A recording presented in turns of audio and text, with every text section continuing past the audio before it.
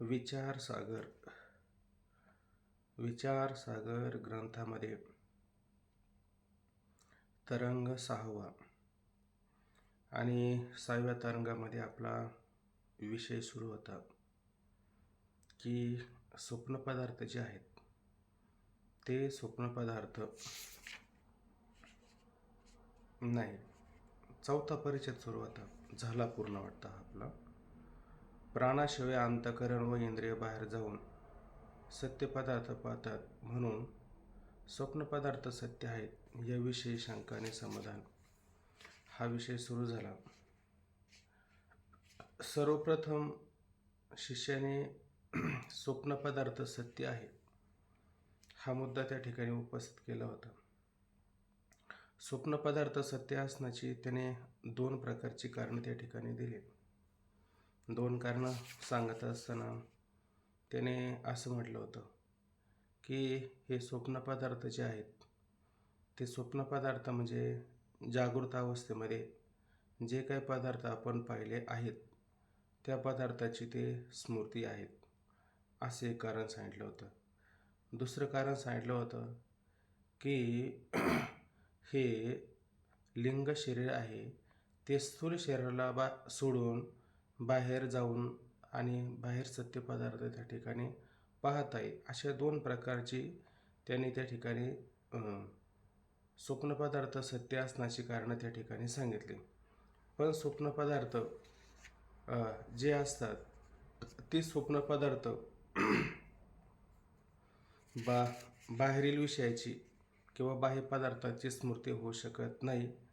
हे त्याला आपण त्या प्रत्यक्ष ज्ञानामध्ये आणि प्रतिभिज्ञा रूप प्रत्यक्ष, बरोबर ना, प्रतिभिज्ञा रूप प्रत्यक्ष आणि दुसरं काय सांगितलं होतं आपण, अप्रतिभिज्ञा रूप प्रत्यक्ष, अशी 2 विचार त्याला त्या ठिकाणी सांगितलं. आणि दुसरा मुद्दा जो होता तो पण त्याला त्या ठिकाणी सांगितला की बाबा की स्वप्न जेव्हा पडतं तेव्हा ते स्थूल शरीराला लिंग शरीर सोडून बाहेर जातं, हे सुद्धा त्या ठिकाणी होणं शक्य नाही. कारण आपण असा नियम केला होता की स्थूल शरीर आणि लिंग शरीर ह्या दोघांमध्ये असणारा वियोग त्याला त्या ठिकाणी काय म्हटलं जातं, मरण असं म्हटलं जातं.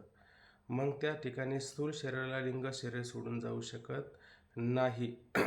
आणि जर ते गेलं तर ते शरीर कसं पडतं, अमंगल रूप त्या ठिकाणी होतं, भयंकर दिसू लागतं. आणि म्हणून मग नियम काय होतो, झाला प्रेतरूप शरीराचा भाव, अशी अवस्था त्या ठिकाणी होऊ शकते. त्यावरती त्याने मग शिष्याने जरा थोडं पर्याय काढला की म्हटले, महाराज स्थूल शरीराला लिंग शरीर सोडून जातं, त्यामध्ये फक्त काय लक्षात घ्या की ज्ञान करून घेण्याकरता फक्त ज्ञानेंद्रिय आणि अंतःकरणाची आवश्यकता आहे, कर्मेंद्रियाची आवश्यकता नाही आणि प्राणाची आवश्यकता नाही. म्हणून शरीरामध्ये प्राण तसेच असतात आणि कर्मेंद्रिय तशीच त्या ठिकाणी असतात, म्हणून ते शरीर अमंगल मात्र दिसत नाही. आणि बाकीचं प्राण वगैरे मात्र त्या ठिकाणी जात असतो. तर श्री गुरु म्हटले, बाबा तुला एक गोष्ट सांगतो म्हणे की हे इंद्रिय प्राण आणि हे सर्व काय झाले, ब्रह्मदेवाकडे गेली आणि ब्रह्मदेवाकडे गेल्याच्या नंतर तिथं वाद घालू लागले की आमच्यामध्ये श्रेष्ठ कोण आहे. तर ब्रह्मदेवाने म्हणजे प्रजापतीने त्यांना एक युक्ती सांगितली की तुम्ही एका स्थूल शरीरामध्ये शिरा आणि ज्याच्या जाण्याने शरीर जर पडत असेल तर तो त्या ठिकाणी काय श्रेष्ठ आहे, सर्वांचा स्वामी आहे, असं त्या ठिकाणी म्हटलं. म्हणून त्या प्राणासहित इंद्रिय एका शरीरामध्ये शिरले आणि मग त्याने प्रजापतीने जी काही युक्ती सांगितली होती त्या युक्तीनुसार त्याने तसा क्रम करून पाहिला. मग सर्व इंद्रिय जरी बाहेर गेली तरी काही शरीरावरती परिणाम झाला नाही. पण जेव्हा प्राण मात्र शरीराला सोडून जाऊ लागला तेव्हा मात्र सर्व इंद्रिय किंवा ते शरीर त्या ठिकाणी पडू लागलं. म्हणून यावरून काय झालं की प्राण जर शरीरात नसेल तर ते शरीर राहू शकत नाही, ऐक नाही. म्हणून प्राणाच्या आणि शिवाय प्राण हे रजोगुणापासून निर्माण झालेलं असल्या कारणाने जर प्राण नसेल तर लिंग शरीर स्थूल शरीराला सोडून जाऊ शकतं का, जाऊ शकत नाही. किंवा ते लिंग शरीर ज्या वेळेस आणि अशा पद्धतीनं लोकांतराला जात असतं. तर ते कशाच्या जोरावर जात असतं, तर त्या प्राणाच्या जोरावरती ते लोकांतराला जात असतं. म्हणून हे सर्व कशावर अवलंबून असतं, प्राणावर अवलंबून असतं. आपलं अंतःकरण जर किंवा आपलं मन जर मनाचा जरी निरोध करायचा असेल, मन जर आपलं स्थिर करायचं असेल, शांत करायचं असेल, तर पतंजलीने सांगितलेला हठयोग, तो हठयोग आपल्याला करावा लागतो. त्या हठयोगाच्या माध्यमातून आपलं मन कसं होतं, स्थिर होतं. म्हणून अशा प्रकारे तो प्राण आणि लिंग शरीराला सोडून जाणं शक्य नाही, हे आपल्या लक्षामध्ये आलं. बरं, दुसरी गोष्ट, हे स्थूल शरीर लिंग शरीर आपलं हे लिंग शरीर स्थूल शरीराला जाऊन सत्य पदार्थ पाहतं. परंतु सत्य पदार्थ पाहतं असं कोणाला तरी अनुभव आहे का? एखाद्याला रात्रीचं स्वप्न जरी पडलं किंवा त्या स्वप्नामध्ये आणि दुसऱ्याच्या शरीरातलं लिंग शरीर येऊन आपल्याला भेटलं किंवा आपल्याबरोबर काही व्यवहार केला, तर त्या व्यवहाराचा अनुभव कोणी सांगतो का, की रात्री आपण असा व्यवहार केला होता, आता तो राहिलेला व्यवहार पूर्ण करू, असा कोणाला अनुभव आहे का? असा कोणाला अनुभव त्या ठिकाणी येत नाही. शिवाय दुसरा मुद्दा परत याने असा उपस्थित केला, की झोपलेला पुरुष हा रात्रीचा 1 वाजता आहे आणि हरिद्वारला त्याने मध्यान्मीचा सूर्य पाहिला, ऐक नाही, मध्यान्मीचा सूर्य किंवा हरिद्वारामध्ये गंगेच्या पूर्वेला मंदिरं वगैरे, पश्चिमेला नीलपर्वत वगैरे, असं सगळं त्या ठिकाणी आहेत, ऐक नाही. तर हे सगळं संगतवर लागतं का? तो झोपला रात्रीचा आणि मध्यान्मीचा सूर्य रात्रीचा असणं शक्य आहे का भारतामध्ये असणं शक्य नाही. तो अमेरिका त्या बाजूने जर म्हटलं तर मग तो त्या ठिकाणी असू शकतो, बरोबर की नाही? म्हणून मध्यान्मीचा सूर्य नाही आणि हा असतो कुठं, पश्चिमेला, आणि मंदिर कुठं पाहतो, गंगेच्या पूर्वेला मंदिर पाहतो, बरोबर की नाही? बरं, तसं वास्तविक पाहिलं तर हा झोपला किती खोलीमध्ये, एवढ्या खोलीमध्ये हे एवढं सगळं राहणं शक्य आहे का? हे सारं मात्र त्या ठिकाणी राहणं शक्य नाही. म्हणून हे सगळं आपल्याला तर दिसतंय, पदार्थ ज्या अर्थी दिसतात त्या पदार्थाचा भाव असतो का अभाव असतो? स्वाभाविकपणे पाहिला तर पदार्थाचा अभाव असेल तर ते पदार्थ मला दिसतात असं म्हणणं शक्य आहे का?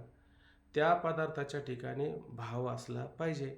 मग ज्या अर्थी हे पदार्थ दिसतात, ज्या अर्थी इंद्रिय त्यांना पाहतात, बरोबर की नाही, त्या अर्थी त्या ठिकाणी काय असलं पाहिजे, त्या अर्थी त्या ठिकाणी प्रमाता असलं पाहिजे, प्रमाण असलं पाहिजे.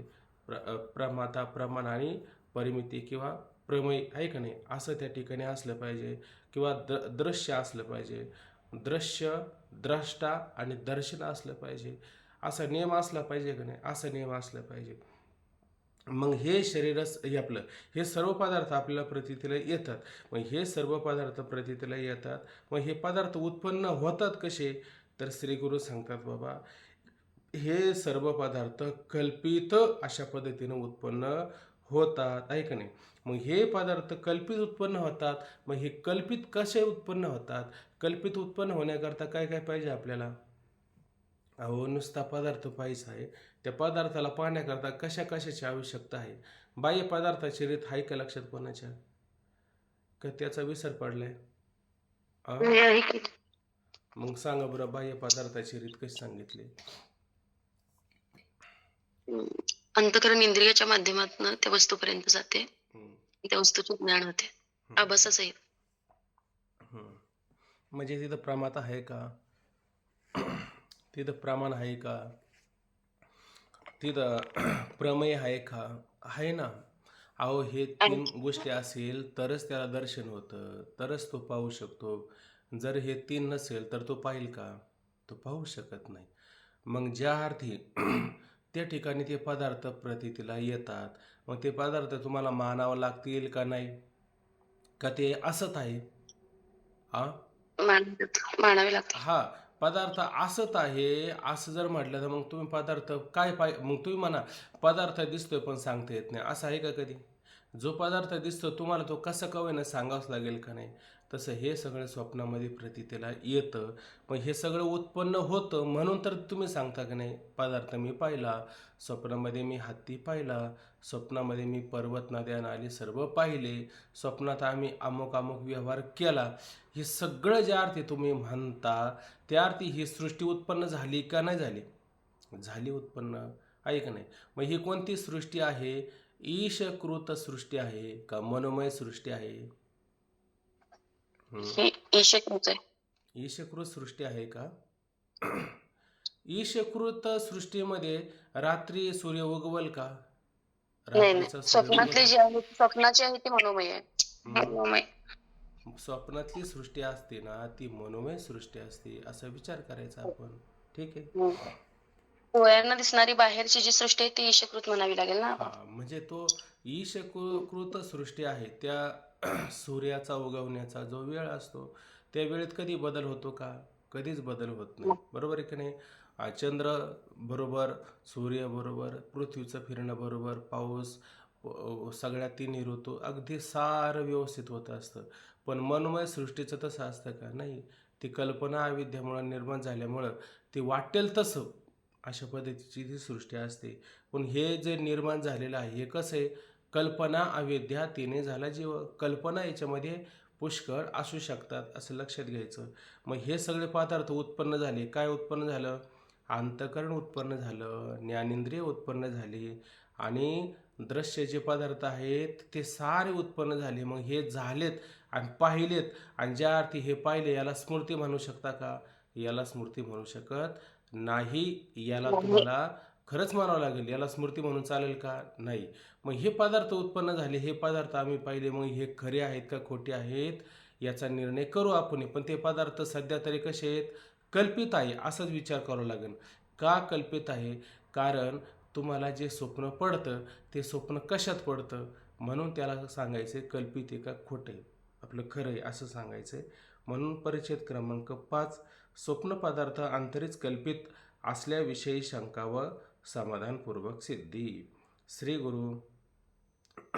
स्वप्नस्थ पदार्थाची कंठगत पुरितीत नाडीमध्ये उत्पत्ती होते. आता हे स्वप्न आणि त्या स्वप्नात असणारे जे काही पदार्थ आहेत हे सारे पदार्थ असतात ना हे कुठं उत्पन्न होतात? तर आपला जो गाळ्यापाशी कंठ असतो त्या कंठामध्ये एक नाडी प्रवाहित होत असते. त्या नाडीला म्हटलं जातं पुरितत नाडी, आहे का नाही? पुरितत नाडी म्हणायचं किंवा त्याला आणि अजून एक नाव आलेले थिता नाडी. एक नाडी थिता किंवा त्याला पुरितत अशा पद्धतीची नाडी म्हटलं जातं. तर ती नाडी किती असते मोठी? तर केसाचा 100वा भाग म्हणजे केस कसा 100 जागी त्याला तोडायचा. कसा तोडायचा? कापायचा कसा? तर तुम्ही म्हणाला आडवा कापायचा. आडवा नाही कापायचा केस, उभा केस कापायचा. बरोबर ना? त्याचं जर कोणी संशोधन करत असेल तर करा. उभा केस कापायचा आणि मग उभा केस कापल्याच्या नंतर त्याचा शेवटी उरलेला आणि काही ठिकाणी 100वा म्हटलं जातं, काही ठिकाणी 1000वा भाग. आता 1000वा म्हटल्याच्या नंतर आपली बुद्धी काय चालणार नाही. आपण 100वा भाग घेतला तरी चालेल ना, कारण केस असा पण आपल्या डोळ्याला दिसत नाही व्यवस्थित आणि डोळ्याला जर व्यवस्थित दिसत नाही. आता त्याचे 100 उभे भाग जर केले तर डोळ्याला दिसेल का? तर त्याला काहीतरी यंत्र वगैरे पाहिजे तेव्हा त्याच्यातून तो दिसेल. मग ही नाडी जी कंठात असते ही कंठात असणारी नाडी किती सूक्ष्म असेल बरं? या शरीराची रचना किती सूक्ष्म असेल बरं? फार अशी सूक्ष्म असणारी या शरीराची काही रचना आहे. म्हणून याचा विचार अशा ग्रंथामध्ये आपल्याला पाहायला मिळतो. स्वप्नस्थ पदार्थाची कंठगत पुरितत नाडीमध्ये उत्पत्ती होते असे वेदामध्ये सांगितलेले आहे का नाही? आता तो म्हटला होता हे सगळं कल्पित उत्पन्न होतं. ठीक आहे, नुसतं कल्पित उत्पन्न होतं असं म्हणून चालेल का? असं म्हणून चालणार नाही ना. नुसतं बाबा वाक्य प्रमाणम, नुसतं बाबाने वाक्य सांगितलं आणि त्यालाच प्रमाण मानलं तर चालेल का?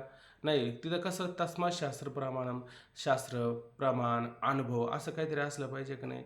म्हणून आम्ही तुला सांगतो बाबा हा सगळा विषय कुठं आलेला आहे? शास्त्रामध्ये म्हणजे उपनिषदामध्ये आलेला आहे. उपनिषदामध्ये 10 प्रकारचे उपनिषद आहे जे ज्ञान देण्यामध्ये कसे आहेत? उपरी दश उपनिषदे जी उदारे ज्ञान मकरंदे, ज्ञान मकरंद देण्यामध्ये कसे आहेत? उदार आहेत. त्याच्यामध्ये हा विषय जो पाहायला मिळतो तो कुठं पाहायला मिळतो? तर मांडकी उपनिषदामध्ये असा विषय पाहायला मिळतो.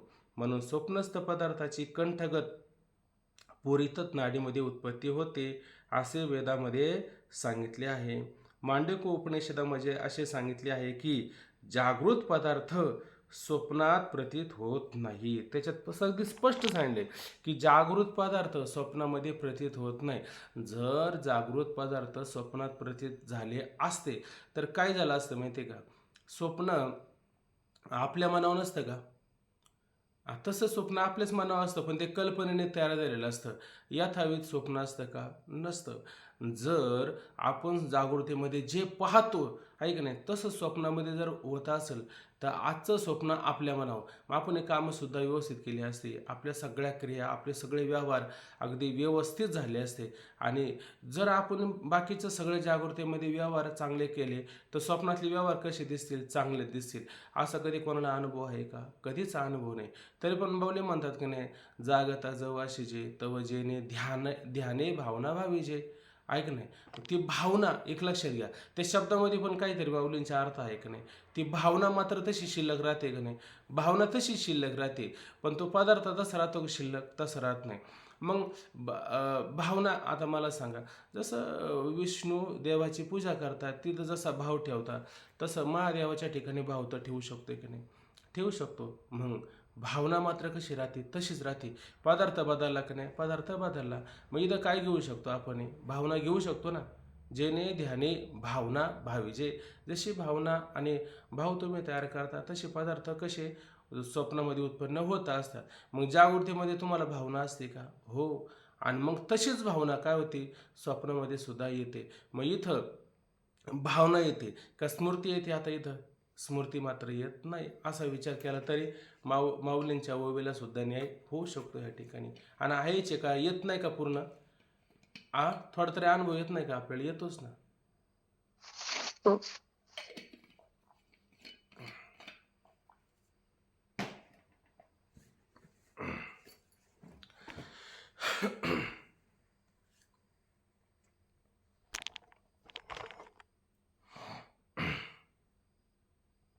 बघा आता, जागृत पदार्थ स्वप्नात प्रतीत होत नाहीत असं मांडूक्य उपनिषदामध्ये सांगितलेलं आहे. उदाहरण देतात, रथ मार्गादी सर्व पदार्थ नवीन उत्पन्न होतात. बघा आता तिथं काय उत्पन्न होतो? रथ उत्पन्न होतो. नुसता रथ उत्पन्न होऊन काय उपयोगाचं आहे बरं? समजा नाव उत्पन्न झाली, नाव दिसू लागली. नाव कुठं दिसते आपल्याला? माळाला दिसले का? पाण्यात दिसते? नाव दिसले तर बर, पाण्यात. नाव पाण्यात दिसले. नुसते नाव पाण्यात दिसते का? त्याला ओलावणारा नावाडी दिसतो, त्याच्या हातातले वलवे वगैरे दिसतात, त्याच्यातले प्रवासी वगैरे दिसतात, प्रवाशांच्या हातामध्ये काही साहित्य असेल ते दिसेल, हे सारं दिसतं की नाही? मग नुसता रथ दिसून उपयोगाचा आहे का? रथाबरोबर रथाचा मार्ग पण उत्पन्न होतो. रथाबरोबर रथाचा मार्ग उत्पन्न होतो. त्या रथाला हाकणारा होतो. रथामध्ये बसलेले लोक पाहायला मिळतात, आहे का नाही? आणि रथ निर्माण झाला, लोक निर्माण झाली, रस्ता निर्माण झाला, चालवणारा निर्माण झाला. आणि बाहेर झाडं वगैरे ती वेगळे निर्माण करायच्यात का? ती पण तिथं अनिर्वचनीय कल्पित उत्पन्न होतात, ती उत्पन्न होतात. आणि आणखीन भावना तुम्ही जास्त वाढवली, आता भावना शब्द घ्या, तर तिथं डोंगर, नदी, नाल्या, पर्वत, हत्ती असे पण दिसू लागतात. असे पण अजूक भावना करा, अजूक भावना करा. ऐक नाही, समोरून एखादा वाघ आला, कुठं काय, अनेक भावना करा. त्याला वाघाला मारण्याकरता कोणीतरी आलंच, ऐक नाही, हातामध्ये बंदुका वगैरे घेऊन. तुम्ही जशा भावना कराल तसे पदार्थ उत्पन्न होतात की नाही? मग ही सगळी भावसृष्टी निर्माण होते की नाही? सारी भावसृष्टी उत्पन्न होते. मग तिथं एक एक उत्पन्न होतं का? सारं अनिर्वचनीय युगपत उत्पन्न होत असतं का? माग पुढं उत्पन्न होतं? नाही, अनिर्वचनीय युगपत होतं. हा, उत्पन्न होतं. पण मग त्याला पाहत असताना भावना तर आपल्याला करावं लागते की नाही? तिथं भावना तर तिथे पण आपल्याला करावा लागते. मग रथ मार्गादी सर्व पदार्थ नवीन उत्पन्न होतात. स्वप्नस्थ पर्वतादिकांची नवीन उत्पत्ती न मानली. आता समजा तुम्ही म्हटले स्वप्नामध्ये पर्वत वगैरे, नदी, नाले आहे का नाही, याची जर नवीन उत्पत्ती न मानली तर त्याचे प्रत्यक्ष ज्ञान कसे होणार? आता ते म्हणले नाही नाही, तिथं मानण्याची काही गरज नाही, आहे का नाही? जर मानण्याची गरज नाही, मग जर तुम्ही तिथं ते पाहिलंच नाही, काय म्हणले त्याने? नवीन उत्पत्ती न मानली तर त्याचे प्रत्यक्ष ज्ञान कसे होणार? समजा उदाहरण घ्या, की आपण अनुपलब्धी प्रमाण पाहतो की नाही, तर टेबलावरती घट नाही आहे का नाही. आणि आपण म्हणलं टेबलावरती घट आहे, अहो तो म्हणतो नाही, तुम्ही म्हणता आहे. तुम्ही स्वतः जा बरं आणि तिथं टेबलावर घट नाहीच आणि तुम्ही हा म्हटलं तर तो तुम्हाला नुसतं हा म्हणून चालेल का? तिथं घटाचा अभाव आहे का नाही. मग घटाचा जर अभाव आहे तर तो दिसेल का आपल्याला? दिसणार नाही. म्हणजे तुम्हाला काहीतरी नाही नाही म्हणले, मग ठेवा टेबलावरती घट, ठेवला टेबलावरती घट. आता पहा बरं आहे का? आता सगळे म्हणले आहे. तसं स्वप्नामध्ये हे जे पदार्थ आहे, हे पदार्थ तुम्ही म्हणले रात्री स्वप्न पाहिलं आणि स्वप्नामध्ये ना मला काहीच दिसलं नाही, पण आता मला दिसल्यासारखं होते. असं कधी होईल का? असं कधीच होणार नाही. तुम्हाला ते मान्यच करावं लागेल. ज्या अर्थी ते पदार्थ, जशी भावना केली तसे पदार्थ उत्पन्न झाले. आणि उत्पन्न न झाले तर मग दिसले कसे तुम्हाला? तर ज्या अर्थी ते उत्पन्न झाले त्याच अर्थी ते दिसले. उत्पन्न झाले नसले तर दिसले असते का? दिसलेच नसते. म्हणून उत्पन्न झाले हे तुम्हाला मान्यच करावा लागेल. म्हणून स्वप्नस्थ पर्वताधिकांची नवीन उत्पत्ती न मानली तर त्याचे प्रत्यक्ष ज्ञान होणार कसे? प्रत्यक्ष ज्ञान असतं. आता जेव्हा प्रत्यक्ष ज्ञान होतं का नाही, पदार्थ उत्पन्न दिसला का नाही तुम्हाला होताना, ठीक आहे, नुसतं पदार्थ उत्पन्न झाला, दिसला आहे का नाही. मग दिसण्याकरता काय पाहिजे बरं? कशाने तुम्ही पदार्थ पाहू शकता? कानाने का नाकाने का त्वगेंद्रियाने का रसनेंद्रियाने? आ डोळ्याने. त्याने जर डोळ्याने तो पाहणार आहे, नुसता डोळ्याला पदार्थ दिसतो का डोळ्यामधून काहीतरी वृत्ती वाहत असते, त्याला अंतःकरण आपण म्हणतो. अंतःकरण मानावं लागेल का नाही? बरं डोळा तुम्ही मानला.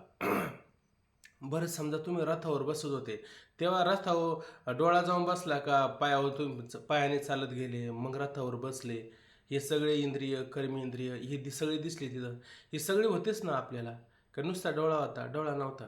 आणि डोळ्याने रथ पाहिला, ज्या अर्थी डोळ्याने रथ पाहिला त्या डोळा म्हणजे जे प्रमाण असणार डोळ्यात, त्या डोळ्याच्या माध्यमातून अंतःकरणाची वृत्ती प्रवाहित होत होती का? होत होती. नुसती अंतःकरणाची वृत्ती प्रवाहित होत होती. नुसती वृत्ती तिथपर्यंत जाऊ शकते का त्या पदार्थापर्यंत?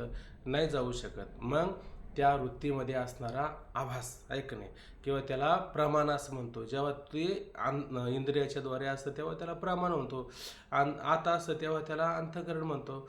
जेव्हा त्या वस्तूपर्यंत जातं तेव्हा त्याला प्रमेय असं म्हटलं जातं.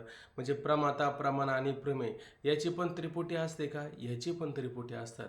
दृश्य, द्रष्टा आणि दर्शन याची पण त्रिपुटी असते का? याची पण त्रिपुटी असते. मग ह्या सगळ्या त्रिपुटी असतात का तिथं? या साऱ्या त्रिपुट्या त्या ठिकाणी आपल्याला पाहायला मिळत असतात. थोडा जर विषय कठीण वाटला ना, कठीण वाटतं काही कोणाला याच्यामध्ये? काहीच कठीण नाही. रोज जर चिंतन केलं तर हे सगळं सहजच आहे. बघा आता,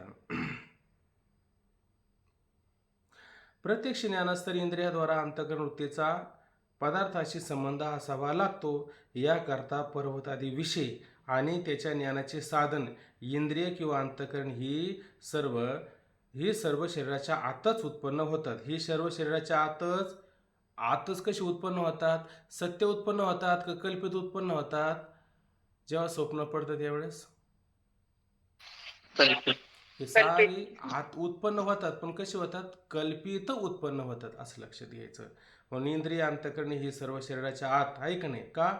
तो पर्वत आणि त्याच्या ज्ञानाचं साधन हे अंतःकरणासहित हे सगळे कसे आतमध्येच कल्पित उत्पन्न होतात असे मानणे आवश्यक आहे. आणि हे असं मानणं आवश्यक आहे का नाही?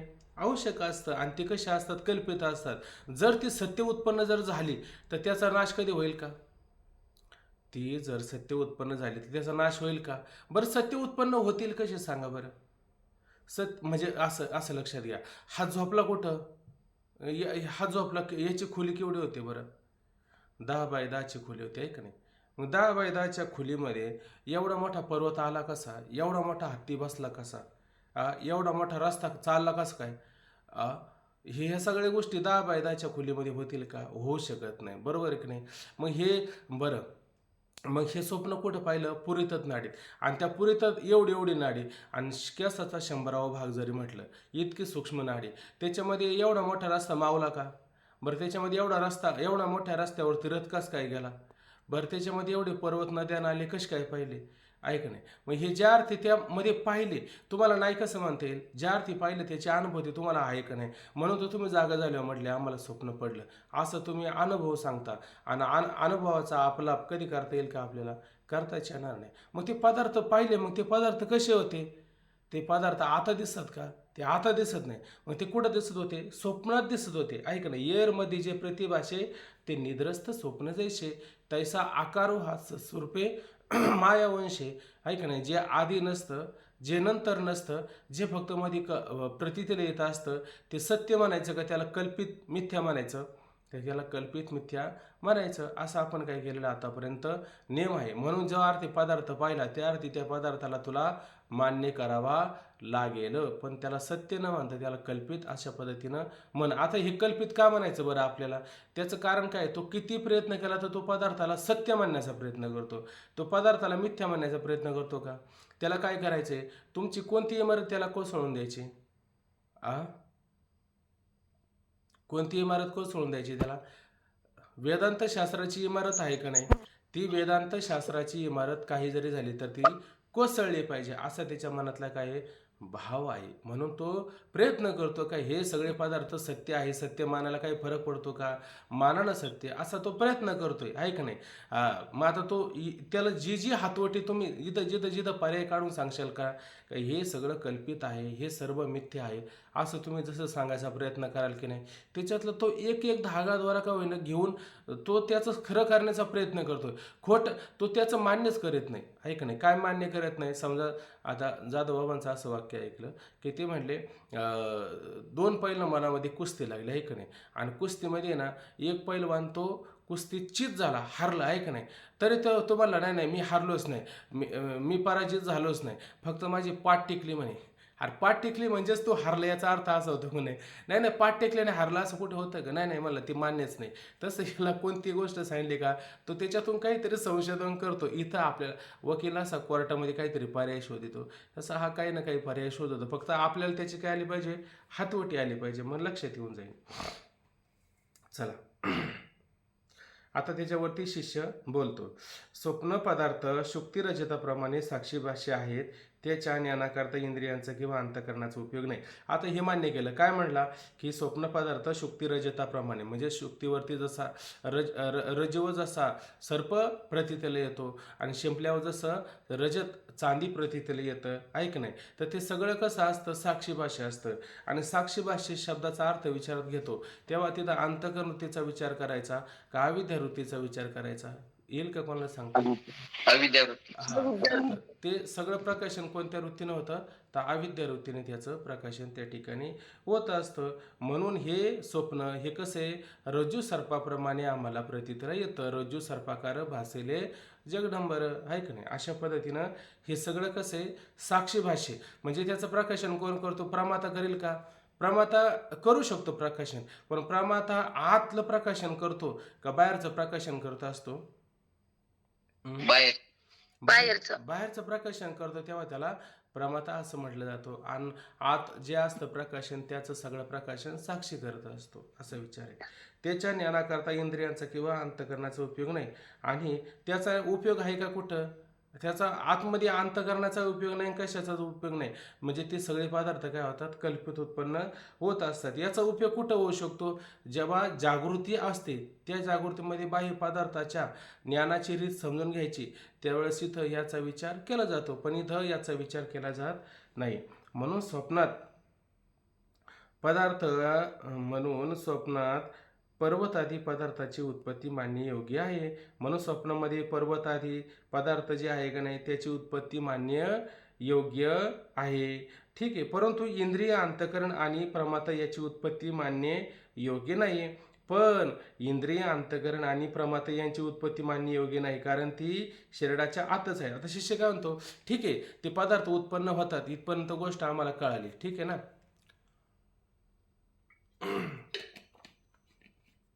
पदार्थ उत्पन्न होतात आणि ते उत्पन्न झाले पण पाहिजे, मगच त्याला आपण पाहू शकतो. पण आता सूक्ष्म शरीरामध्ये काय काय असतं बरं? सूक्ष्म शरीरामध्ये पंचप्राण, ज्ञानेंद्रिय, कर्मेंद्रिय हम्म, आणि अंतकरण असतं ना आतमध्ये. बरं, ते नवीन उत्पन्न करावं लागतं का? नाही. नाही उत्पन्न करावं लागतं, आहे का नाही? मग आता त्याचं म्हणणं कसं आहे, मग तुम्ही आता काय म्हणा, अंतःकरण आहेच का नाही? बरं, कर्मेंद्रिय आहेत का नाही? ज्ञानेंद्रिय आहेत का नाही? आहेच आहे. त्याला पाहणारा प्रमाता आतमध्ये कल्पित आहे का नाही? किंवा खरा म्हणा, आहे का नाही? फक्त आता काय उत्पन्न करायचं होतं आपल्याला? नवीन काय उत्पन्न करायचं?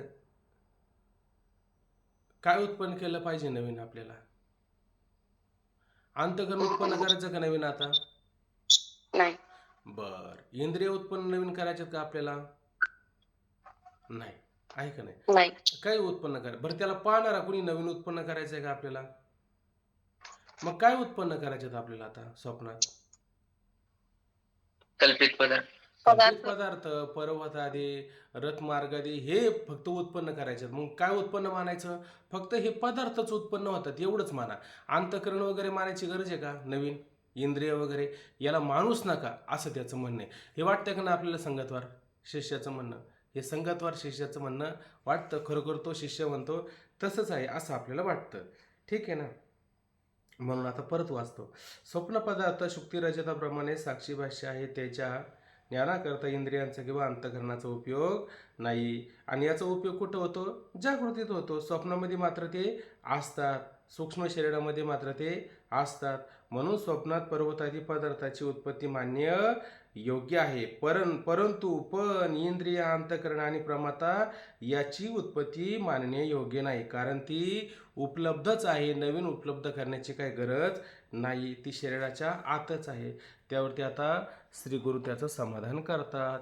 हे शिष्य, स्वप्नामध्ये जसे पर्वतादी पदार्थ प्रतीत होतात, तशीच इंद्रिय, अंतःकरण, प्राणसहित स्वशरीर प्रमाता ही प्रतीत होतात.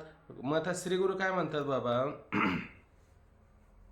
बघा आता हे सगळे उत्पन्न होतात की नाही? मग आता हे सगळं उत्पन्न होत असताना फक्त स्वप्न पदार्थ उत्पन्न होतात एवढं मानून चालेल का? एवढं मानून चालणार नाही. कारण मला एक सांगा, की ज्यावेळेस आपल्याला स्वप्न पडतो आणि एखादा मिलिटरीमध्ये असणारा फौजी आहे का नाही, आणि कुठंतरी परकीयाने आक्रमण केलेलं आहे, आणि त्या आक्रमण केल्याच्या नंतर आणि तो हातामध्ये काय बंदूक घेऊन आहे का नाही, आणि त्या दुश्मनाच्या मागे लागलेला आहे आणि पळतोय धावतोय आहे का नाही, त्याला पळतोय धावतोय, मग तो पळतोय धावतोय आहे का नाही, आणि समोरच्याला गोळी मारून खाली पाडतोय आहे का नाही, असा तो कुठे स्वप्नामध्ये करतोय. मग स्वप्नामध्ये जेव्हा करतो तेव्हा त्याचे हात पाय पळताना दिसतात का आपल्याला? का तो निश्चित पडलेला दिसतो आपल्याला? आ तुम्हाला त्याला जर म्हणलं ना, अहो उठा ना, अहो काय उठवलं मला तुम्ही, जरा 2 मिनटं थांबले असते, एक एक पाकिस्तानी आता मी पाडला असता, तुम्ही मग लगेच उठवलं असं म्हणतो आहे का नाही? तुम्हाला दिसत नव्हतं का मी एवढा त्याच्या मागं पळतोय जीव काढून? असा तुम्ही तो जरी म्हणला तर तुम्हाला दिसतंय का? म्हणजे मग त्याची इंद्रिय पळताना ते स्वप्नामध्ये ते पळत होती इंद्रिय, ती खरी इंद्रिय होती का कल्पित होती? मग कल्पित इंद्रिय तुम्हाला मानावं लागेल का? बरं, जे अर्थ इंद्रिय मानलं तिथं तुम्हाला अंतःकरण मानावं लागेल का नाही? मग कोणतं अंतःकरण मानणार? सत्य अंतःकरण मानणार का कल्पितच मानणार? कल्पितच. कारण कल्पित पदार्थाला पाहण्याकरता अंतःकरण तुम्हाला कल्पित मानावंच लागेल ना? हो, मानावंच लागेल तुम्हाला. मग नुसतं दृश्य पदार्थ उत्पन्न होतात हे म्हणणे योग्य आहे का? नाही ना, कसं योग्य असेल? कारण ते पदार्थ पाहण्याकरता सुद्धा आपल्याला नेत्र कसे असले पाहिजे, इंद्रिय कशी असली पाहिजे, ज्ञानेंद्रिय कशी असावी, कर्मेंद्रिय कशी असावीत, अंतःकरण कसं असावं, त्याला पाहणारा सुद्धा कसा असायला पाहिजे. जसे पदार्थ पाहतो तसा पाहणारा सुद्धा कल्पित त्याला मानावाच लागेल, हे लक्षात घेतलं पाहिजे. ठीक आहे. श्री गुरु, हे शिष्य, स्वप्नामध्ये जसे पर्वतादी पदार्थ प्रतीत होतात, तशीच इंद्रिय, अंतःकरण, प्राणासहित स्थूल शरीर प्रमाता ही प्रतीत होतात. आता ते शरीर प्रतीतले येतं आपल्याला, लिंग शरीर म्हणून प्रतीतले येतं का? तिथं आपल्याला ते शरीर कसं प्रतीतले येतं? आपल्या स्थूल शरीरासारखं दिसतं का वेगळं दिसतं? स्थूल शरीरासारखं. म्हणजे इथं जे आपलं स्थूल शरीर जसं आहे तसंच त्या ठिकाणी प्रतीतले येतं का नाही? तसंच शरीर त्या ठिकाणी प्रतीतले येतं. मग आपल्या स्थूल शरीरामध्ये आपल्याला बाह्य पदार्थाची रीत पाहता असताना अंतःकरण, प्रमाता, प्रमाण, प्रमेय, घट, पट हे सगळे पदार्थ जसे इथं बाहेर असतात तसेच आतमध्ये असतात. फक्त बाहेरचे सत्य असतात आणि आतले कसे असतात? खोटे असतात, कल्पित असतात, एवढं लक्षात घ्यायचं. ठीक आहे. तशीच इंद्रिय, अंतःकरण, प्राणासहित स्थूल शरीर प्रमाता ही प्रतीत होतात. म्हणून त्यांची ही उत्पत्ती मानली पाहिजे, म्हणजे मानलीच पाहिजे. स्थूल शरीरात जी व्यावहारिक नेत्र अंत करणारी आहेत. आता हे स्थूल शरीर एक नाही, यामध्ये व्यावहारिक म्हणजे व्यावहारिक सत्तेतले सत्ता कोणती आहेत? तीन प्रकारच्या सत्ता पाहिल्या. एक पारमार्थिक सत्ता, एक प्रातिभाषिक सत्ता आणि एक व्यावहारिक सत्ता. आता हे 6व्या तरंगामध्ये जी सत्ता सुरू सांगितलेली आहे, सत्तेविषयी विचार सुरू झालेला आहे, तर ती कोणती सत्ता आहे? व्यावहारिक सत्ता आहे का पारमार्थिक सत्ता आहे? प्रातिभाषिक सत्ता आहे का नाही? नाव नाही घेतलं तर तुमच्या पक्क लक्षात आलं पाहिजे. आणि केवळ 1-2 जणांनी उत्तर देण्यापेक्षा बाकीच्यांनी पण सांगितलं तर काही दोष नाही लागणार त्याच्यामध्ये. तयार झाली पाहिजे मंडळीच्या मध्ये ना. स्थूल शरीरात जी व्यावहारिक नेत्र अंतःकरणादी आहेत त्यांचे विषय स्वप्न पदार्थ होणार नाही. म्हणून स्थूल शरीरामध्ये जे व्यावहारिक नेत्र अंतःकरणादी आहे का नाही, त्यांचे विषय स्वप्न पदार्थ होईल का? नाही तर ते म्हणतील भर दिवसा स्वप्न पडलं. असं कधी होतं का? असं कधी होणार नाही. कारण हे सगळे आपले आता जे आपलं अंतःकरण आहे किंवा अंतःकरण वृत्ती आहे असं म्हणा, किंवा ते प्रमाता वगैरे म्हणा, या सगळ्यांचा उपयोग कुठं होतो? जागृतीमध्ये होतो ना. का त्याचा स्वप्नामध्ये कधी उपयोग होतो का? त्याचा स्वप्नामध्ये कधी उपयोग होत नाही, असं लक्षात ठेवायचं. शरीरात जी व्यावहारिक नेत्र अंतःकरणादी आहेत त्यांचे विषय स्वप्न पदार्थ होणार नाही. कारण नेम काय केला? स्वप्न पदार्थ प्रातिभाषिक आहे. आणि 5व्या तरंगात आपल्याला नियम सांगितला आहे, समान सत्तेमध्ये साधक बाधक व्यवहार होत असतो, विषम सत्तेमध्ये साधक बाधक व्यवहार होऊ शकत नाही. बरोबर आहे की नाही? स्वप्नातलं धन जागृतीमध्ये आणता येईल का? नाही आणता येणार. मग स्वप्नातलं धन जसं जागृतीत आणता येत नाही, नाही तर स्वप्नातला लांडगा त्याने कुठं आणला असता? राजाने जागृतीत आणला असता. आणि आता ह्या लांडग्याला आपण कोंडवाड्यामध्ये नेऊन टाकू, असं त्याने काहीतरी शिक्षा दिली असती. आली का त्याला शिक्षा देता? काहीच करता आलं नाही. आपल्या पायाला जखम झाली, त्याला मलमपट्टी घाव भरण्याकरता तेवढं सुद्धा त्याची परिस्थिती निर्माण झाली नाही. म्हणजे स्वप्नातलं काहीच जागृतीमध्ये आणता येत नाही. स्वप्नीचे धन हाती न पदरी, म्हणजे त्या स्वप्नातलं स्वप्नातच सोडून द्यावं लागतं. तसं स्वप्नातलं स्वप्नात जर हे सगळं सोडून द्यावं लागत असेल तर इंद्रिय स्वप्नातली स्वप्नात सोडून द्यावं लागले का नाही? बरं. स्वप्नातले पदार्थ सगळे स्वप्नात, इंद्रिय अंतःकरण पाहणारा हे सगळे स्वप्नात सोडून द्यावं लागत. आणि ती भावना फक्त कुठं? जागृतीमध्ये येत असते, असं लक्षात घ्यायची. भावना म्हणा, वासना म्हणा, एवढ्या शिल्लक राहतात ना, एवढ्या शिल्लक राहत असतात. स्मृती जशी आहे तशी दिसते का? तसाच पदार्थ कधी असतो का? तसा पदार्थ नसतो.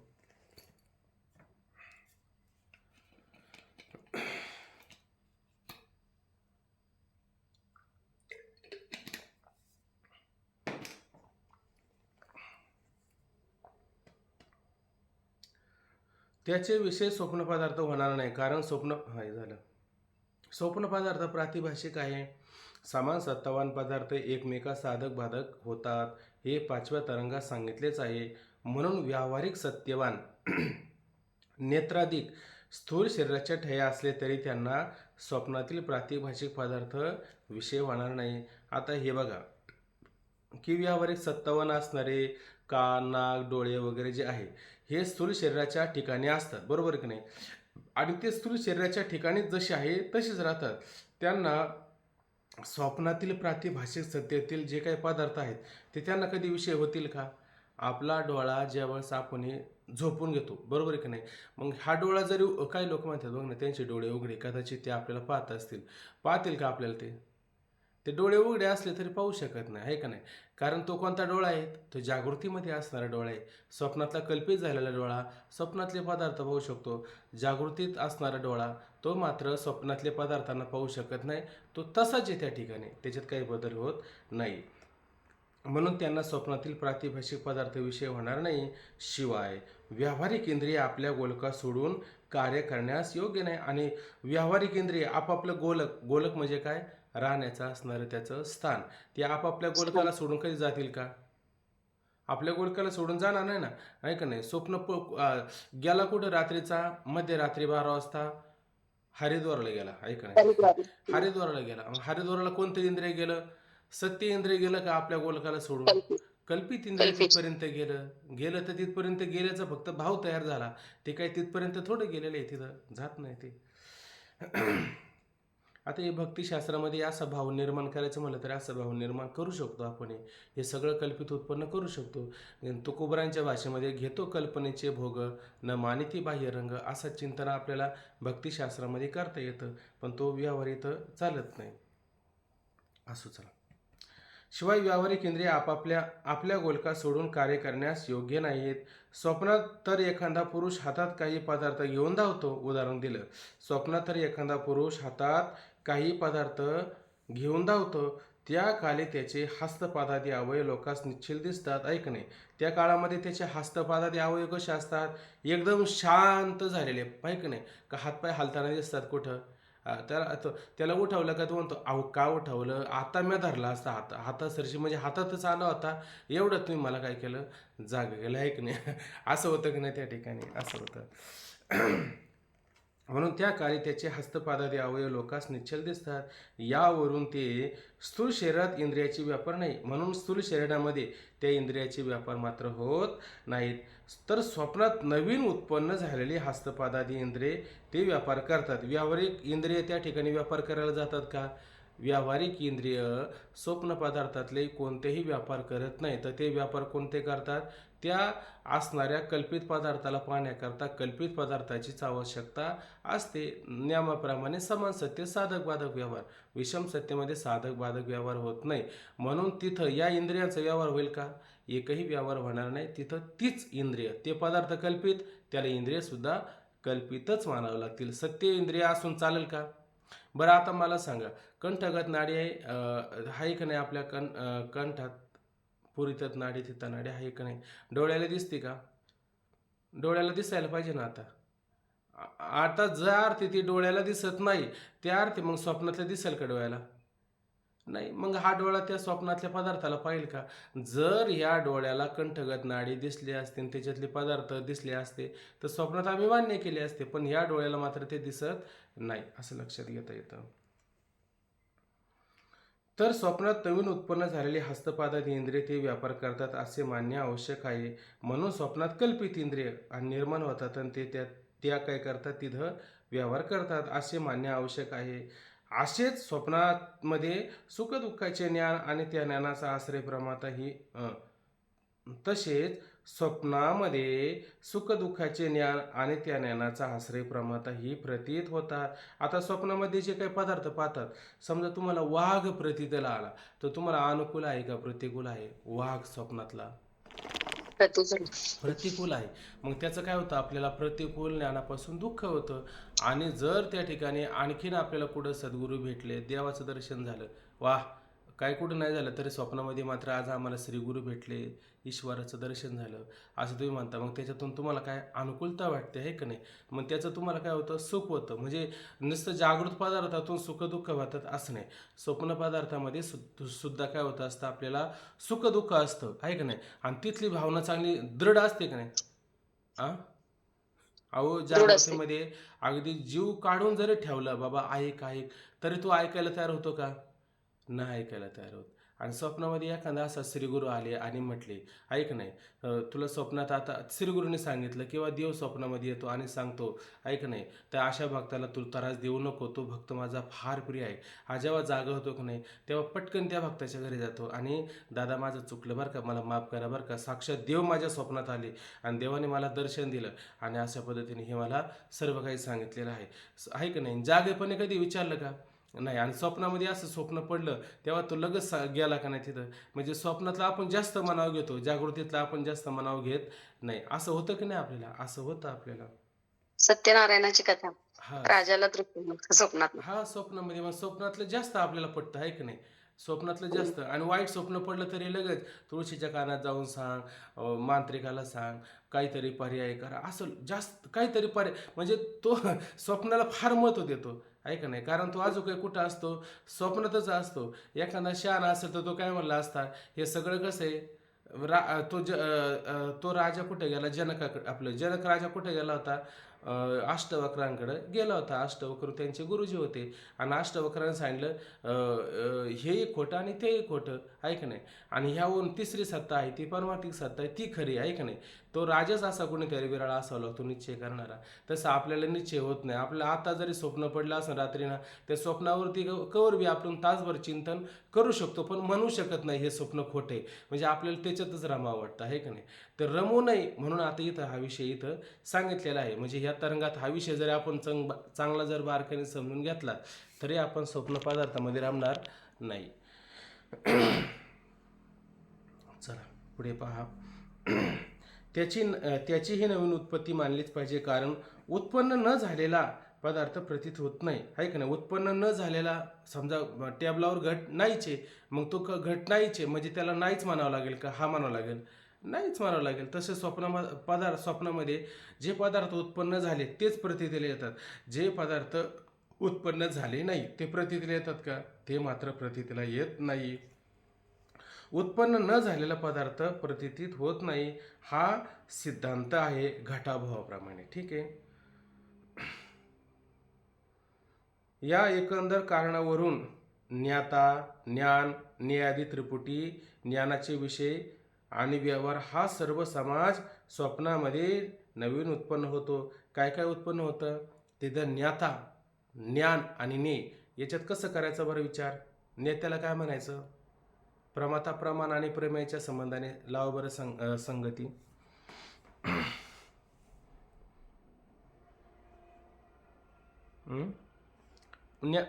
प्रमाता कशाला म्हणणार तुम्ही, पाहणार ज्ञाता. म्हणजे त्याला तुम्ही प्रमाता म्हणणार, ज्ञाता म्हणणार. आणि प्रमाणाला ज्ञान म्हणणार.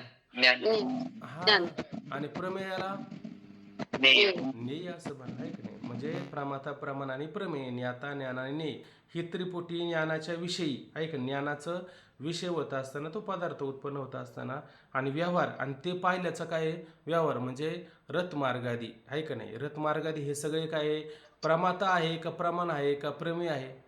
रथमार्गादी, नदी, नाल्या, पर्वत वगैरे हे सगळे काय, हा, प्रमाण. हे सगळे काय प्रमाण आहे का प्रमेय. वस्तू आहे ना ह्या सगळ्या, प्रेमी. आहे का नाही. ह्या सगळ्या नेय, प्रमेय, ह्या सगळ्या काही वस्तू आहे. आणि अंतकरण वगैरे, नेत्र इंद्रियादी वगैरे हे काय प्रमाण आहे का नाही. आणि तो त्याच्यातला प्रमाता हा कोण आहे, ज्ञाता आहे. त्याला ज्ञान झालं ना, त्याला ज्ञान झालं असं लक्षात घ्यायचं.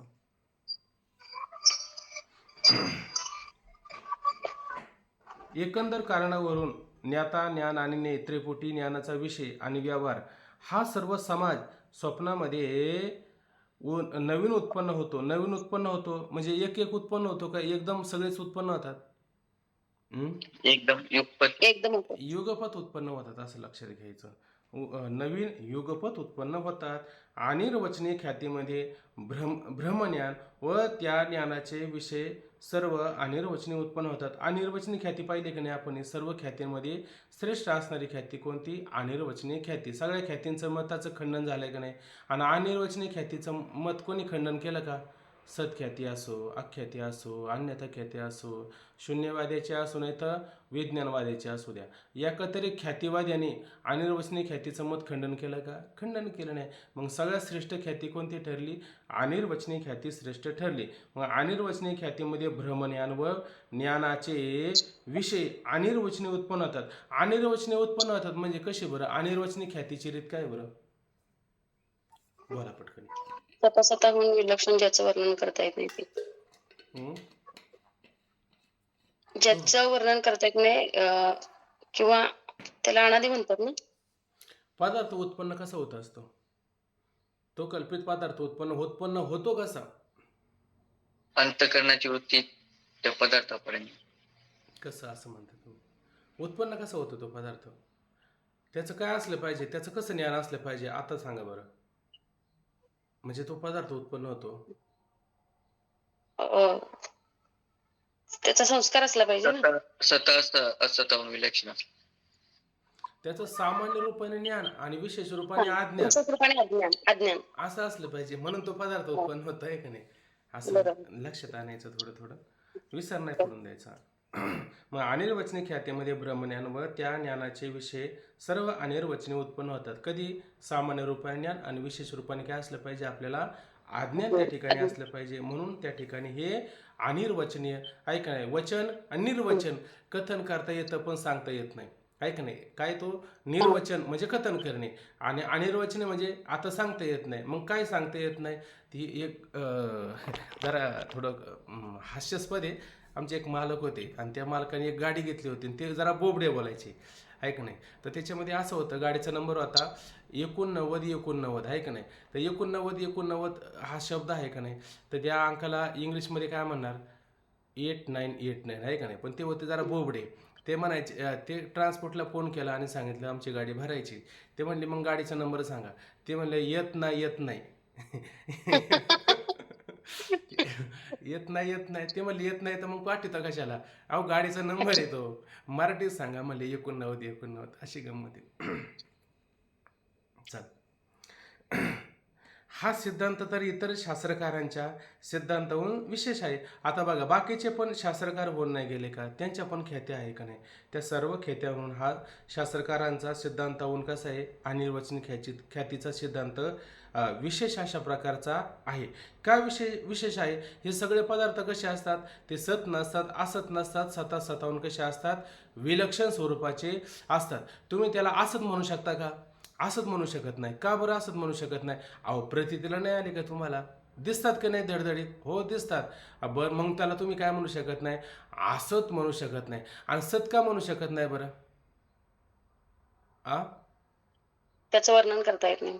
अहो सत का म्हणू शकत नाही? अहो त्याचा तिन्ही काळामध्ये काय असतो? अभावचा असतो ना. फक्त आधी दिसतो नंतर नसतो, मध्ये फक्त प्रतीतीला येत असतो. मग तो पदार्थ खरा असतो का खोटा असतो? कल्पित असतो. कल्पित भ्रम असतो. असतो. पण कल्पित असलं तर तुम्हाला दिसला का नाही? हो. मग ज्या अर्थी तो दिसला, तुम्ही म्हणा बरं हा कल्पित आहे म्हणून दिसत नाही. दिसतो, आहे का नाही? म्हणून तो पदार्थ कसा असतो? सत नसतो. सत का नसतो? त्याचा त्रिकालिक अत्यंत अभाव असतो, आहे का नाही? आणि असत का नसतो? प्रतीतीला येत असतो. म्हणून सत नसतो, असत नसतो, पण स्वतःहून विलक्षण अनिर्वचनीय उत्पन्न होत असतो. आणि ही ख्याती सर्वात श्रेष्ठ ठरली का नाही? सर्वात श्रेष्ठ असणारी ख्याती ठरली. हा सिद्धांत इतर शास्त्रकारांच्या सिद्धांताहून विशेष आहे. न्यायमतात अन्य पदार्थाचे अन्य रूपाने ज्ञान होते, त्यास भ्रम म्हणतात. आता न्यायमतामध्ये भ्रम कशाला म्हणायचं? ऐक नाही. शून्यवाद्यांचा कसं भ्रम असतो? विज्ञानवाद्यांचा भ्रम कसा असतो? आख्यातीवाद्यांचा भ्रम कसा असतो? सत्ख्यातीवाद्यांचा भ्रम कसा असतो? आणि अनिर्वचनीय ख्यातीचा भ्रम कसा असतो? या ख्यात्या लक्षात आल्या की त्यांचा भ्रम पण लक्षात येईल. आता इथं कोणतं दिलं की न्यायमत आहे का नाही? न्यायमत कोणाचं आहे? न्यायमत सांख्य आणि कणात, आहे का नाही? न्यायवैशेषिक सांगितलं का नाही? न्यायवैशेषिक यांचं एक मत आहे ना थोडक्यात. हां. तर यांच्यामध्ये न्यायमतामध्ये किती लोक सांगितलेत आपल्याला? 3 सांगितले का 4 सांगितल्यात न्यायमतात? एकाने सांगितलं होतं नेत्रदोषामुळं वारुळाचा सर्प सन्मुख रज्जूच्या ठिकाणी प्रतीतीला येतो, ऐक नाही. आणि दुसऱ्याने काय सांगितलं होतं? नेत्रदोषामुळं रज्जू सर्परूपाने प्रतीतीला येते, आहे का नाही? रज्जू सर्परूपाने प्रतीतीला येते. अशी 2 मतं मांडली का नाही? आता खंडन नाही सांगायचं मला, त्याच्यात वेळ जाईल. आता 6:05 झाले. तर याच्यामध्ये अन्यथा ख्यातीमध्ये किती लोक सांगितलेत आपल्याला? 3 सांगितल्या का 4 लोक सांगितल्यात? का 2 सांगितल्यात का 1 सांगितलंय? 2 सांगितले. कोणकोणती मत आहेत? प्राच्यनायक आणि नव्य नायक, आहे का नाही? चिंतामणी ग्रंथावरती तो सांगितलेला नव्य आणि एक प्राचीन म्हणजे जुना आधीचा, आहे का नाही? असे दोघं सांगितले का नाही? हे दोघं त्या ठिकाणी सांगितलेले आहे. म्हणून आता एकाने काय म्हटलं की नेत्रदोषामुळं, आहे का नाही? नेत्रदोषामुळं आता आजच नागपंचमी का? आणि त्याचं मत पण आलं बघा. त्यांचा किती छान योग आलेला आहे. मग ते सकाळी सकाळी नागपंचमीच्या दिवशी वारुळाला गेले आणि तिथं काय पाहिलं त्यांनी? सर्प पाहिला. आणि सर्प पाहिल्याच्या नंतर सर्प डोळ्याला, पण तो सर्प पाहत असताना आता तो सर्प त्याच्या डोळ्यात तसा दिसू लागला, आहे का नाही? म्हणजे त्या डोळ्यात तसा दिसू लागला, जसं ते सूर्याकडे पाहिल्याच्या नंतर त्याचं बिंब कसं डोळ्यावरती जिकडं पाहिलं तिकडं चमकत राहिलं. काय माहिती एवढा सर्प कसं काय चमकत होता माहीत नव्हता, पण तो सर्प पाहिला आणि ते नेत्रदोषामुळं त्याच्यासमोर रज्जू आली आहे का नाही, आणि रज्जूला सुद्धा तो सर्प म्हणू लागला. त्याच्यानंतर त्या नवीन नायकाने त्याचं काय केलं, खंडन केलं. मला उलट डोळ्यामध्ये दोष असेल तर पलीकडचं आपलं कसं काय दिसेल बरं. आणि बरं तुला दिसतं तर तुला रज्जूच्या ठिकाणीच काय दिसतं, वारुळावरला सर्प. तुला झाडावर का दिसत नाही, कुठं माळरानाला का दिसत नाही, तुला घरावर इकडे तिकडे का दिसत नाही, रज्जूच्या ठिकाणी का दिसतो.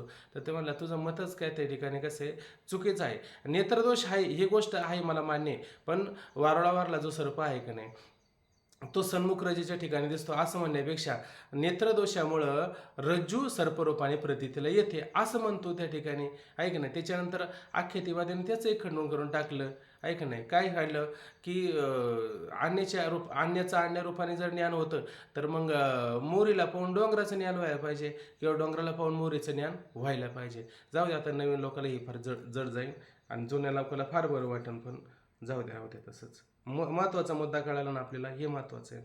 न्यायमतात अन्य पदार्थाचे अन्य रूपाने ज्ञान होते, त्यास भ्रम म्हणतात. सिद्धांत मतात तर जसा पदार्थ असतो तसेच ज्ञान होते. आणि सिद्धांत मतामध्ये काय मानलं, जसा पदार्थ असेल तसंच त्या ठिकाणी ज्ञान होतं का त्याच्याहून विपरीत होतं, त्याच्याहून विपरीत ज्ञान होऊ शकत नाही. जसा पदार्थ असेल तसंच ज्ञान त्या ठिकाणी होत असतं. म्हणून ब्रह्मस्थळी विषयाची उत्पत्ती मानली पाहिजे. म्हणून ब्रह्मस्थळी ज्या ठिकाणी भ्रम आहे, सानूच्या ठिकाणी पुरुषाचा भ्रम आहे, शुक्तीच्या ठिकाणी रजताचा भ्रम आहे, असा ब्रह्मस्थळी विषयाची उत्पत्ती मानली पाहिजे. कारण विषय वाचून ज्ञान होत नाही, आणि विषय नसेल तर ज्ञान होईल का, आहे का नाही. बांध दिसतोय, बांधावर खोड नाही, काय नाही, आणि म्हण आता इथं मला पुरुष प्रतीतीला येतोय, आधी खोड तर पाहिजे का नाही त्या ठिकाणी, म्हणून तुम्हाला प्रतीती येईल का नाही. विषय वाचून प्रतीती येईल का, विषय वाचून प्रतीती येणार नाही. कारण विषय वाचून ज्ञान होत नाही. आणि स्वप्नामध्ये तर त्रिपुटी होते, आणि स्वप्नामध्ये जी आरती त्रिपुटी होते म्हणून त्याची उत्पत्ती मानणे जरुरी आहे. म्हणून काय काय मानावं लागेल आता स्वप्नामध्ये आपल्याला, नुसतं पदार्थ वाजून चालेल का, त्याच्यासाठी वाचू बाकीचं काय लागेल सांगा बरं. इंद्रिय लागतील, अंतकरण लागेल. हे सगळं लागतील ना. आणि ते सत्य मानावं लागेल का कल्पित मानावं लागेल.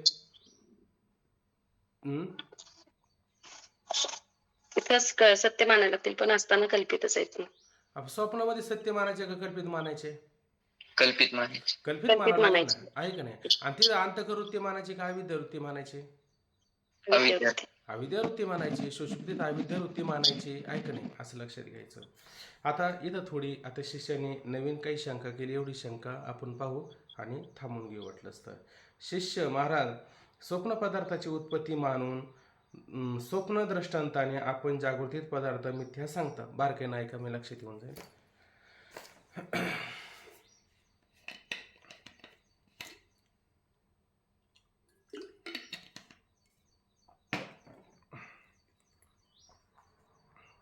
शिष्य म्हणतो, महाराज, स्वप्नस्थ पदार्थाची उत्पत्ती मानून स्वप्न दृष्टांताने आपण जागृतीतील पदार्थ मिथ्या आहे. आपण म्हणतो की नाही, मृग जळावत जाईल राया, आहे की नाही. किंवा वराड नवे स्वप्न गे माये, बापरक माधवीवराचे वेगळी धरावे पाये, असे उदाहरणं देतात की नाही. हे सगळं स्वप्नवत आम्हाला सगळं प्रतीतीला येतं. म्हणजे स्वप्नाचा काय करतात, दृष्टांत देऊन जागृतीचे पदार्थ काय करतात, मिथ्य आहे, खोटे आहे, स्वप्नासारखे आहे, असं तुम्ही त्या ठिकाणी दृष्टांत देऊन सांगता. त्याच्या उलट जागृतीत पदार्थ उत्पन्न होतात म्हणून सत्य आहे. आणि उलट काय म्हणायचं, त्याच्या उलट काय म्हणावा, आता हे शिष्याचं म्हणणे, त्याच्या उलट जागृतीचे पदार्थ उत्पन्न होतात म्हणून सत्य आहे. आणि जागृतीमध्ये जे काही पदार्थ असतात ते उत्पन्न होतात, ते पदार्थ काय आहे, सत्य आहेत. त्या जागृतीच्या दृष्टांताने जागृतीप्रमाणे स्वप्नाचे पदार्थ उत्पन्न होतात म्हणून तेही सत्य आहेच असे म्हटले तर स्वप्नस्थ पदार्थांना सत्यत्व येण्यास काही हरकत आहे असं म्हणा ना तुम्ही. जागृतीतले पदार्थ कसे सत्य उत्पन्न होतात, फक्त तुम्ही स्वप्नातल्या पदार्थांना कल्पित म्हणताना आमच्या ते छातीमध्ये असे धडधड होते, आम्हाला असं ना कोणीतरी असं टोचल्यासारखं होतं. तुम्ही काय करा माहिती आहे का, असं नका ना, एकदम जोर देऊन टोचू नका ना आम्हाला. कल्पित का म्हणता बरं. जागृतीतले पदार्थ नाही तर सगळं खोटंच आहे, ठीक आहे ना. पण मग तुम्ही जागृतीतले पदार्थ सत्य म्हणता की नाही, तसे स्वप्नातले पदार्थ सत्य म्हटले तर उलट तुमचा मोठेपणा आहे का नाही त्याच्यामध्ये. आम्हाला जर थोडं महत्त्व दिलं तरी म्हणजे तुम्हालाही महत्त्व होईल आणि आमचं कुठंतरी सिद्ध होईलच का नाही. अहो काय सिद्ध व्हाल, उद्या तुम्ही आमच्या डोक्यावर मिऱ्या वाटायला तयार व्हाल, बरोबर का नाही. तुम्हाला जर एवढी जर मोकळीक दिली तरी एवढी मोकळीक नाही द्यायची कधी. आता एकदम असा लढीवाळपणाने श्री गुरूंच्या पुढं म्हणतो की म्हणा ना, तसं म्हणायला काही हरकत आहे का. बरं ठीक आहे. त्या जागृतीच्या दृष्टांताने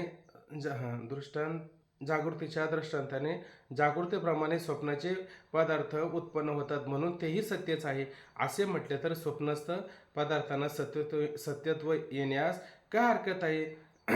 स्वप्नस्थ पदार्थांना मिथ्याचं ठरवायचे असेल तर जागृतीतील पदार्थ उत्पन्न होऊन प्रतीत होतात म्हणून सत्य आणि स्वप्नातले पदार्थ उत्पन्न न होता प्रतीत होतात म्हणून मिथ्या असा नियम केल्यास मिथ्या असा नियम केल्यास हरकत नाही असे मला वाटते. आता याच्यावरती विचार आपण उद्याला करू.